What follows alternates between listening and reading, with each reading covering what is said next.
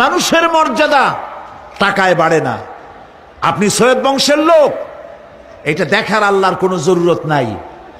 আপনি বড় আলেম, এটা দেখার জরুরত আল্লাহর নাই। আপনি প্রধানমন্ত্রী, আপনি প্রেসিডেন্ট, দেখার কোনো দরকার আল্লাহ পাকের নাই। কোন পয়গম্বরের বাপ, কোন পয়গম্বরের মা, কোন পয়গম্বরের স্ত্রী, তাও দেখার দরকার নাই আল্লাহ পাকের। আল্লাহ পাকের কাছে মর্যাদা, ইন্না আকরামাকুম ইনদাল্লাহি আতকাকুম। তোমাদের মধ্যে আল্লাহর কাছে মর্যাদা হচ্ছে সেই ব্যক্তির যে ব্যক্তি তোমাদের মধ্যে সব থেকে বেশি আল্লাহ পাককে ভয় করে। সুবহানাল্লাহ বলে। এই ধরনের যারা আল্লাহ পাককে ভয় করে চলবে জীবনের সকল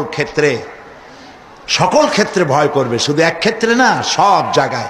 এই জন্য ট্রান্সপারেন্সি, স্বচ্ছতা, জবাবদেহিতা, শুধুমাত্র ঊর্ধ্বতন কর্মকর্তার কাছে জবাবদেহিতা নয়, শুধু গভর্নমেন্টের কাছে জবাবদেহিতা নয়, সব থেকে বড় জবাবদেহিতা কার কাছে বলেন?